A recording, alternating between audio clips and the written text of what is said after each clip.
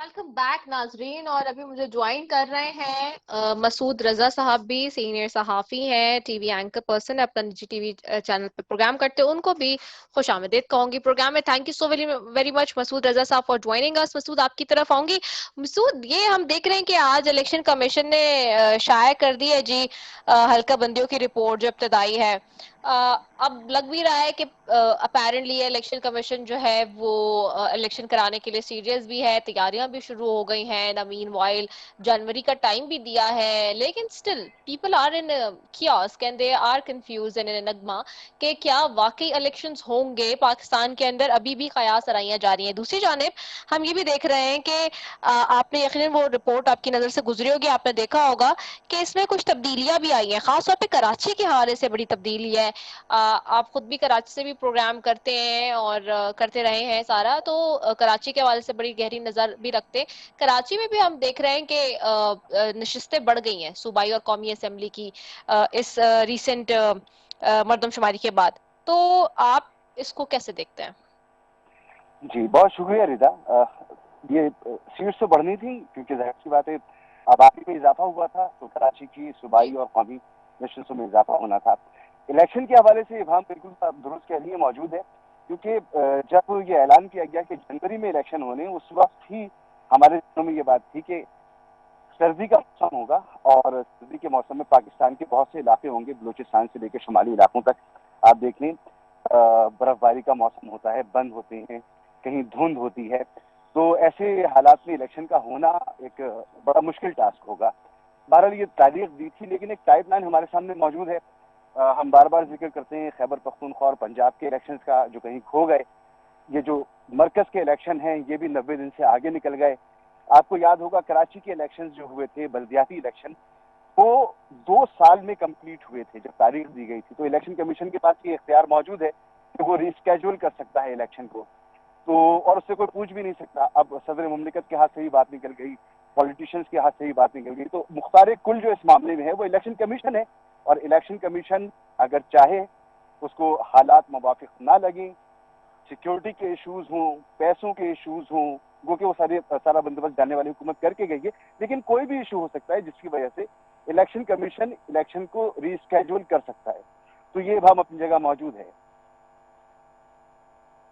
बिल्कुल, ये इब्हाम मौजूद है, लेकिन अभी मेरे साथ सुप्रीम कोर्ट की एडवोकेट भी थी सीनियर सैफी अली खान साहब। वो कह रही थी कि 5 साल इलेक्शन कमीशन के पास होते हैं, फंड्स होते हैं, हर चीज होती है, तैयारी तो उनको बेसिक डे से करनी चाहिए कि जब जिस वक्त कहा जाए और वो इलेक्शन करवा दें। लेकिन अभी भी ऐसी सूरत हाल में जब वो इतने भोंडे किस्म के जो है तहफुजात या कोई रीजंस पेश करते हैं, तो उसके ऊपर बहुत अजीब लगता है। दूसरी जानिब एक बात और भी है, वो ये कि ना सिर्फ इलेक्शन कमीशन वाले पॉइंट ऑफ व्यू से, जो सियासी मंजरनामा है ओवरऑल, जो एक दूसरे के ऊपर इल्जाम तराशी का मामला है, लेवल प्लेइंग फील्ड की बात हो रही है, एनआरओस की बात हो रही है अब तो।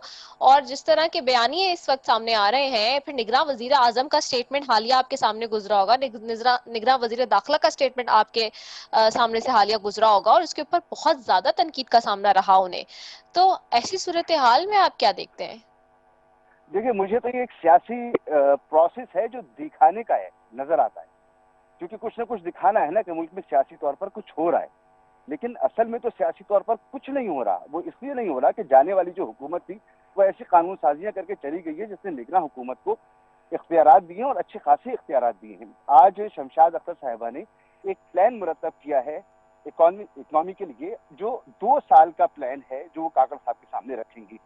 तो ये 2 साल का प्लान जो शमशाद अख्तर साहिबा तैयार कर रही है, क्या आने वाली हुकूमत उसे मंतकी अंजाम तक पहुंचाएगी? क्या ये काम है निगरान हुकूमत का? अगर जब ये कानून साजी की गई थी तो उस वक्त हमें ये पता था कि जो आईएमएफ के साथ मुआहदे हैं या दोस्त ममालिक के साथ मुआहदे हैं, बायलैटरल ट्रायलैटरल मुआहदे हैं, उनमें अगर कुछ रद्द-बदल करना है तो निगरान हुकूमत कर सकेगी।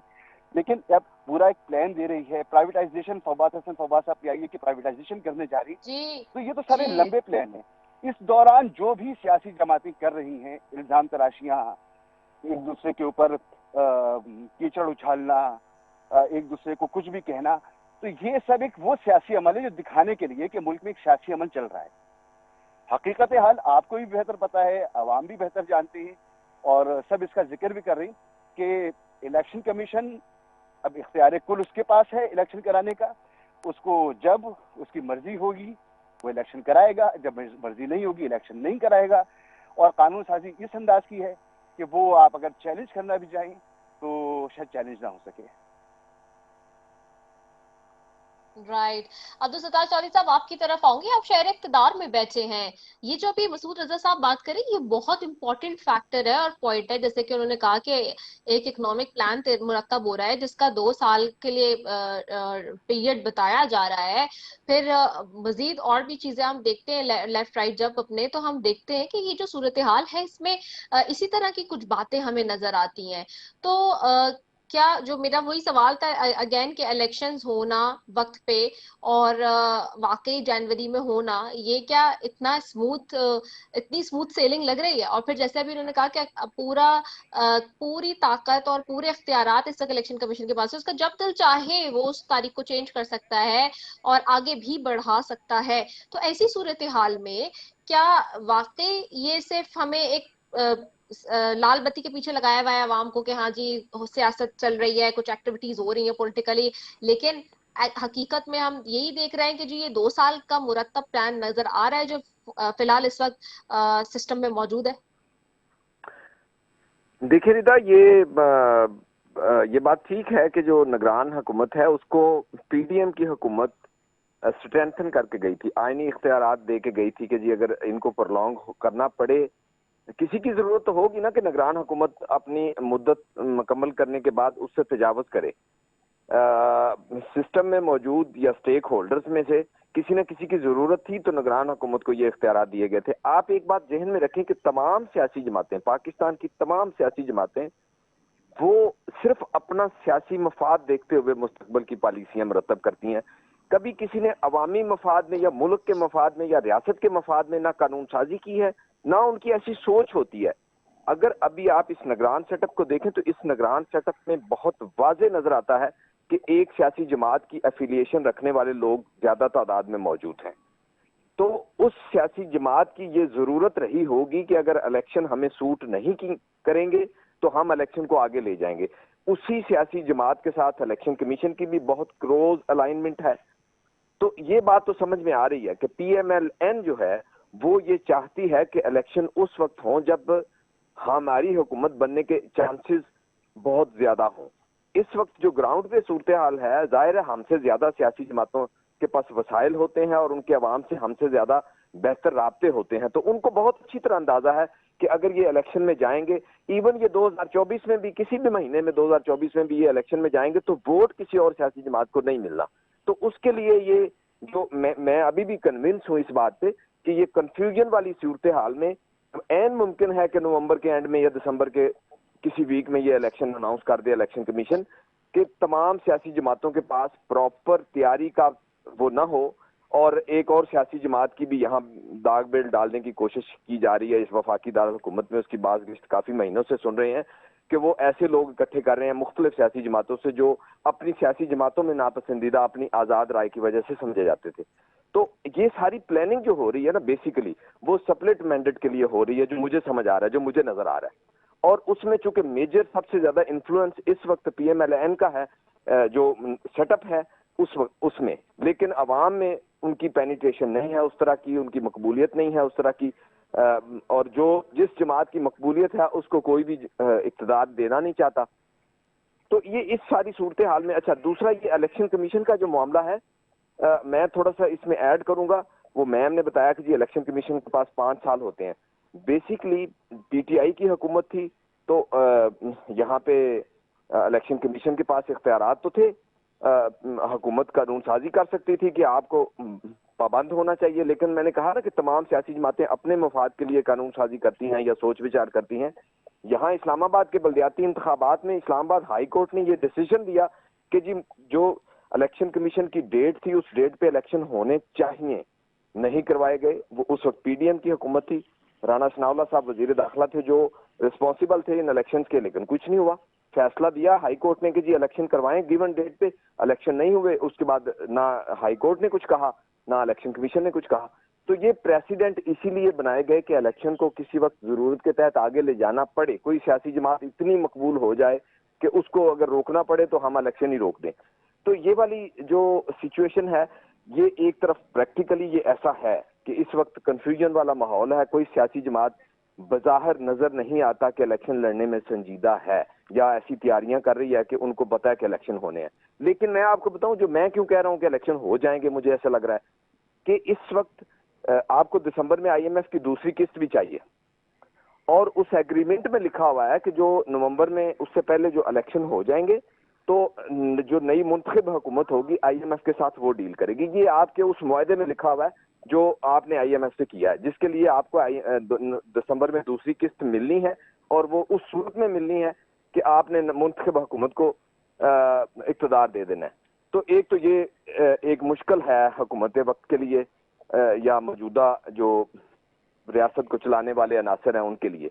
ये आप ज़हन में रखें कि IMF से किस्त लेने के लिए भी आपको इलेक्शन करवाने हैं।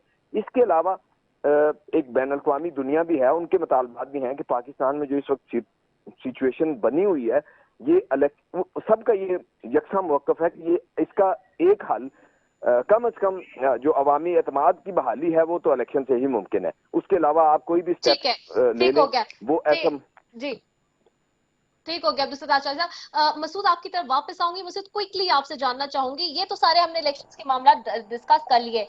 Coming on the political Avenue, वहां पे हम देख रहे हैं कि शहबाज शरीफ गए हैं, मरीम साहब वापस आ गई हैं, मिलके नवाज शरीफ साहब के आने का है नहीं है, फिर दोबारा से ये मामला शुरू हो गए हैं मुस्लिम लीग नून के। दूसरी तरफ जी इमरान खान साहब बाहर होंगे नहीं होंगे, इलेक्शन में होंगे नहीं होंगे, पीपल्स पार्टी क्या होगी? क्योंकि देखिए एक तरफ तो ये कि जो नैब के मामला खुले, आज हमने देखा सिटिंग स्पीकर को आपका जो है वो नोटिस चला गया है, आज मुस्तफा कमाल साहब को गया है, आज जो है वो एहसाब डार साहब को नोटिस गया है। तो वो केसेस चूंकि खुल गए वापस, और मियां साहब के कुछ करीबी सोर्सेस से आज मेरी जब बात हुई तो उन्होंने क्लियरली कहा कि हाँ जी मियां साहब नाराज नहीं, क्योंकि जो वादे उनसे हुए थे वो पूरे नहीं हुए उस तरीके से।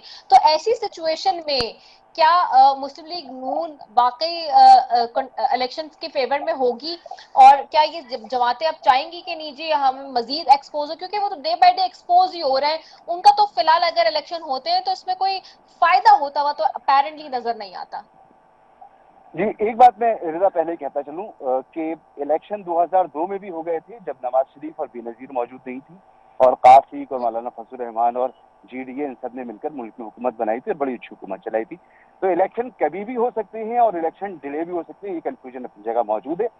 और एक जो ये बात हो रही है कि नवाज शरीफ साहब आएंगे नहीं आएंगे, पीपल्स पार्टी क्या करेगी, MPM क्या करेगी, ये नैब केसेस का क्या होगा, तो ये याद रखिएगा कि जो भी टारगेट है, जिस जगह पहुंचना है इस सारे मामले को, वो डिसाइडेड है।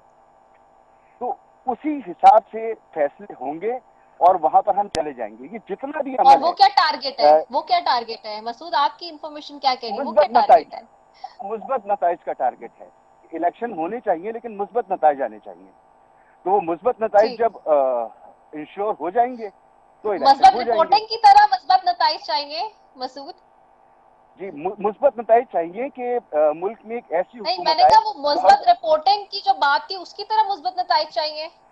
जी, उससे भी अच्छे होंगे, उससे भी अच्छे कि एक ऐसी हुकूमत हो जो मुल्क में फितना अंगेजी बिल्कुल ना करे और मुल्क की इकोनॉमी को और मुल्क की तमाम मामलात को वो एक पेज पर आकर बिल्कुल यकसुई के साथ हल करने की सलाहियत रखती हो।